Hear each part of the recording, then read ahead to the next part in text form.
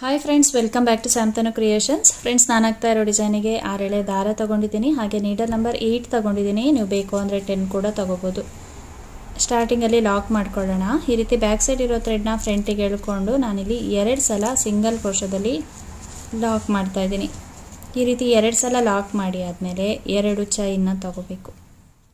ನೋಡಿ, ಈ ಥರ. ಇವಾಗ ಸೂಜಿ ಮೇಲೆ 2 ಸಲ ದಾರ ತಗೊಂಡು ನೋಡಿ, ಈ ಥರ ತ್ರಿಬಲ್ ಕ್ರೋಶನ ತಗೋಬೇಕು. ಸ್ಟ್ಯಾಂಟಿಕ್ ಟೈಪಲ್ಲಿ ನೀಡಲ್ನ ಇಟ್ಟು ಅಲ್ಲಿಂದ ಒಂದು ತ್ರಿಬಲ್ ಕ್ರೋಶ, 2ರಲ್ಲಿ 1 ಮಾಡ್ಕೋಬೇಕು, ಮತ್ತು 2ರಲ್ಲಿ 1 ಮಾಡ್ಕೋಬೇಕು, ಮತ್ತು 2ರಲ್ಲಿ 1 ಮಾಡ್ಕೋಬೇಕು.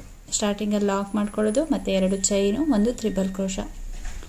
ಇದಾದಮೇಲೆ ಇವಾಗ ಥ್ರೆಡ್ನ ಸ್ವಲ್ಪ ಮೇಲ್ಗಡೆ ಎಳ್ಕೊಂಡು ಒಂದು ಕ್ರಿಸ್ಟಲ್ ಬೀಡ್ಸ್ನ ಇನ್ಸರ್ಟ್ ಮಾಡ್ತಾ ಇದ್ದೀನಿ. ಈ ರೀತಿ ಸಿಲ್ವರ್ ಕಲರ್ ಇದು. ನೀವು ಮೀಡಿಯಮ್ ಸೈಜ್ ಯಾವ ಬೀಡ್ಸ್ ಬೇಕಾದರೂ ಇನ್ಸರ್ಟ್ ಮಾಡ್ಕೋಬೋದು. ಬೀಡ್ಸ್ ಇನ್ಸರ್ಟ್ ಮಾಡಿ ಒಂದ್ಸಲ ಬೀಡ್ ಲಾಕ್ ಮಾಡ್ಕೋಬೇಕು.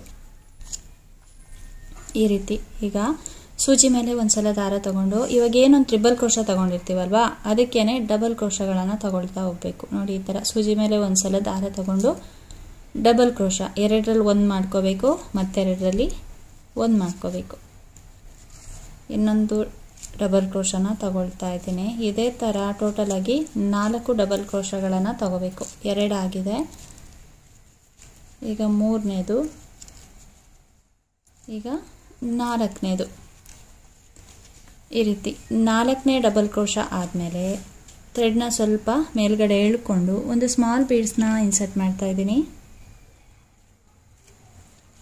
ಬೀಡ್ಸ್ ಇನ್ಸರ್ಟ್ ಆದಮೇಲೆ ಬೀಡ್ ಲಾಕ್ ಮಾಡ್ಕೋಬೇಕು. ಒಂದ್ಸಲ ಬೀಡ್ಸ್ ಇನ್ಸರ್ಟ್ ಮಾಡಿ ಬೀಡ್ ಲಾಕ್ ಮಾಡಿ 3 ಚೈನ ತಗೋಬೇಕು. ಇದನ್ನು ಇಲ್ಲಿ ಮೇಲ್ಗಡೆ ಹೋಲ್ ಇರುತ್ತೆ ನೋಡಿ, ಕಂಬದೊಳಗಡೆ ಏನು ಬೇಡ, ಇಲ್ಲೇ ಚೈನ್ ಥರ ಬಂದಿರುತ್ತೆ, ಇಲ್ಲಿ ಹೋಲ್ ಕಾಣಿಸುತ್ತೆ ನಿಮಗೆ ನೀಟಾಗಿ.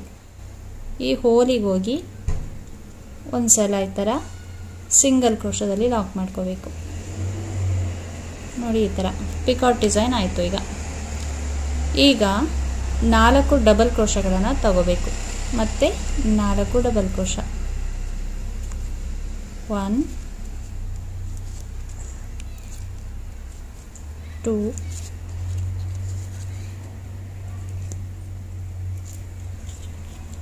3 4. ಈ ರೀತಿ 4 ಡಬಲ್ ಕ್ರೋಶಗಳನ್ನು ತಗೋಬೇಕು. ಈ ಥರ ನಮಗೆ ಸ್ಟ್ಯಾಂಟಿಂಗ್ ಆರ್ಚ್ ಬರುತ್ತೆ. ಈ ರೀತಿ ಇಲ್ಲಿ ಟೋಟಲ್ ಆಗಿ 8 ಡಬಲ್ ಕ್ರೋಶ, ಸೆಂಟ್ರಲ್ಲಿ ಒಂದು ಬೀಡ್ಸ್ ಬರುತ್ತೆ, ಪಿಕಾಟ್ ಡಿಸೈನು. ಇದು ಆರ್ಚ್ ಕಂಪ್ಲೀಟ್ ಆದಮೇಲೆ ಕರೆಕ್ಟಾಗಿ ಅದು ಎಲ್ಲಿಗೆ ಬರುತ್ತೆ ನೋಡಿಕೊಂಡು ಅಲ್ಲಿಗೆ ಈ ರೀತಿ ಲಾಕ್ ಮಾಡ್ಕೋಬೇಕು. ಲಾಕ್ ಮಾಡಿ ಆದಮೇಲೆ 2 ಚೈನ್ಗಳನ್ನು ತಗೋಬೇಕು. ಮತ್ತು ಸೂಜಿ ಮೇಲೆ 2 ಸಲ ದಾರ ತಗೊಂಡು ಈ ರೀತಿ ಸ್ಲ್ಯಾಂಟಿಂಗ್ ಟೈಪಲ್ಲಿ ನೀಡಲ್ನ ಇಟ್ಟು ಅಲ್ಲಿಂದ ಒಂದು ತ್ರಿಬಲ್ ಕ್ರೋಶನ ತಗೋಬೇಕು. ತ್ರಿಬಲ್ ಕ್ರೋಶ ಆದಮೇಲೆ ನಾವು ಫಸ್ಟ್ ಆರ್ಚ್ನ ಯಾವ ಥರ ಮಾಡಿದ್ದೀವಲ್ವ, ಅದೇ ಥರ ಡಿಸೈನ್ನ ಕಂಟಿನ್ಯೂ ಮಾಡ್ತಾ ಹೋದರೆ ಆಯಿತು.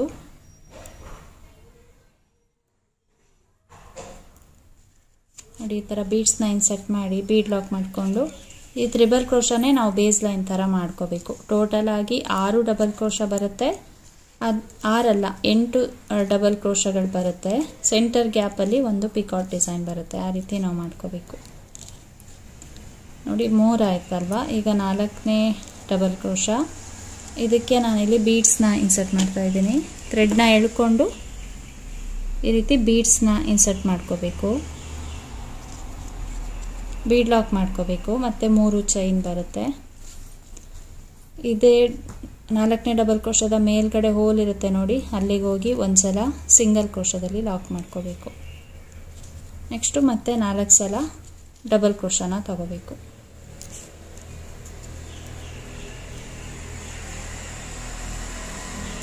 ಟೋಟಲ್ ಆಗಿ ಒಂದು ಆರ್ಚಲ್ಲಿ 8 ಡಬಲ್ ಕ್ರೋಶಗಳು ಬರುತ್ತೆ.